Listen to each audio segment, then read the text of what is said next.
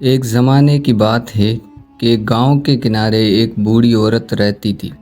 وہ نہایت دانا، سمجھدار اور تجربہ کار تھی۔ اس کی جوانی کا دور تو گزر چکا تھا، اب وہ زندگی کے آخری مراحل میں تھی، لیکن اس کے دل میں ابھی بھی بہادری اور ذہانت کی روشنی باقی تھی۔ گاؤں کے لوگ اسے بہت عزت دیتے تھے، کیونکہ وہ ہمیشہ ہر ایک کی مدد کے لیے تیار رہتی تھی۔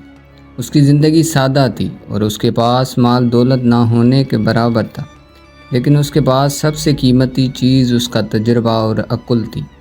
گاؤں کے قریب ہی ایک جنگل تھا، جو خطرناک جانوروں اور مجرموں کا مسکن تھا۔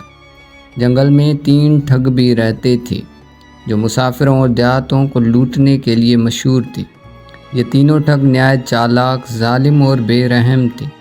ان کا مقصد نہ صرف یہ تھا کہ وہ دوسروں کی محنت کی کمائی چھینے اور اپنی زندگی عیش و عشرت میں بسر کرتے۔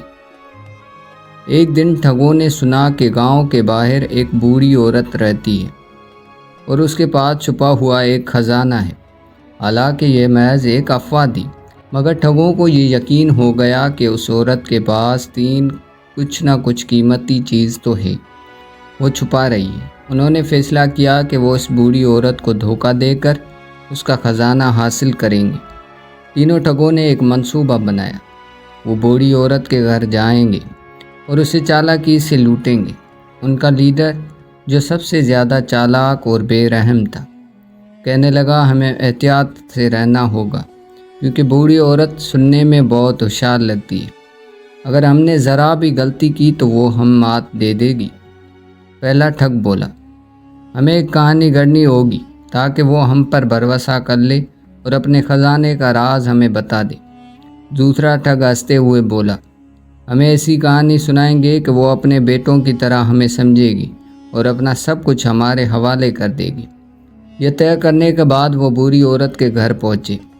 جب وہ دروازے پر دستک دے رہے تھے تو بوڑھی عورت اپنے گھر میں بیٹھی آرام کر رہی تھی، اور ان کے قدموں کی آواز سن کر فوراً سمجھ گئی کہ وہ آنے والا کوئی عام مہمان نہیں۔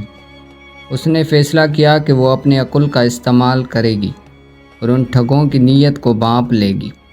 جب ٹھگوں نے دروازے پر دستک دی تو انہیں بوڑھی عورت نے دروازہ کھولا اور خوش دلی سے کہا، کون ہو تم لوگ اور یہاں کیوں آئے ہو؟ لیڈر ٹھگ، جو باتوں میں سب سے ماہر تھا، آگے بڑھا اور بولا، ماں جی، ہم مسافر ہیں اور راہ میں بھٹک گئے ہیں۔ ہمیں کھانے اور پینے کی ضرورت ہے اور رات گزارنے کے لیے ہمیں جگہ بھی چاہیے۔ بوڑھی عورت نے اپنی عقل مندی سے ان کی بات سنی اور ان کی چال کو سمجھ گئی، لیکن اس نے ظاہر نہ کیا کہ وہ ان کی نیت کو جان چکی ہے۔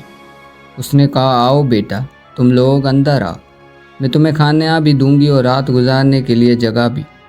تینوں ٹھگ خوش ہو گئے کہ ان کی پہلی چال تو کامیاب ہو گئی۔ وہ اندر داخل تو ہو گئے اور عورت کے ساتھ بھی بیٹھ گئے۔ بوڑھی عورت نے ان کے لیے کھانا بنایا اور جب وہ کھانا کھا چکے تو ان سے باتیں کرنے لگی۔ کھانا کھانے کے بعد ٹھگوں کے استاد نے بوڑھی عورت سے پوچھا، ماں جی، ہم نے سنا ہے کہ آپ کے پاس ایک قیمتی خزانہ ہے جو آپ نے کہیں چھپا رکھا ہے۔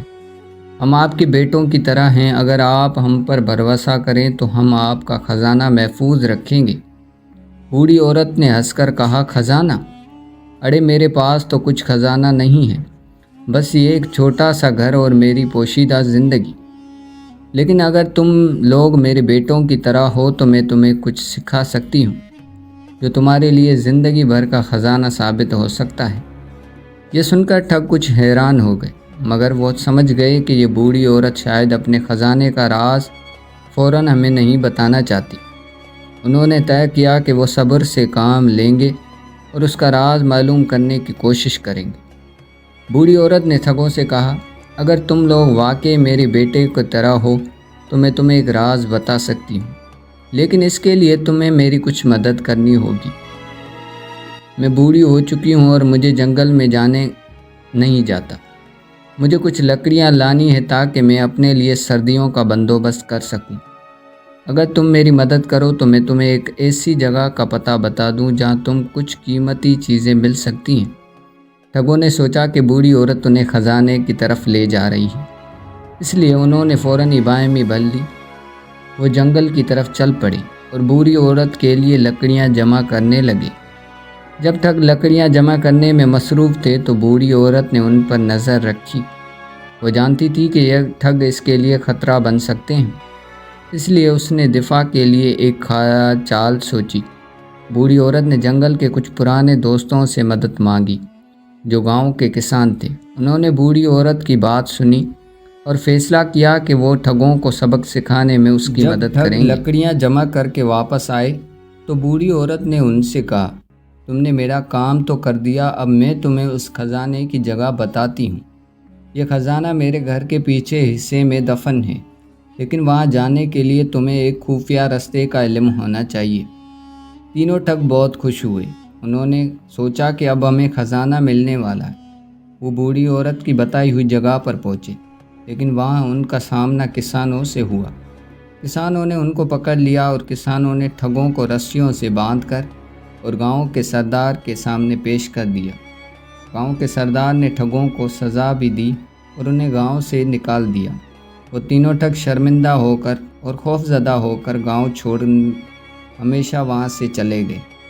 بوڑھی عورت کی عقل مندی اور تجربے نے نہ صرف اس گاؤں کی جان بچائی بلکہ اپنے گاؤں کے لیے ایک خطرے سے بھی محفوظ رکھا۔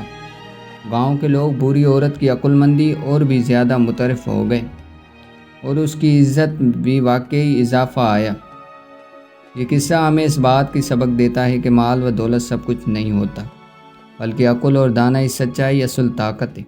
بوڑھی عورت کے پاس کوئی خزانہ تو نہ تھا، لیکن اس کی دانش مندی اور سمجھداری اور عقل اس کا اصلی خزانہ تھا، جس نے اس ٹھگوں سے اس کو بچا لیا۔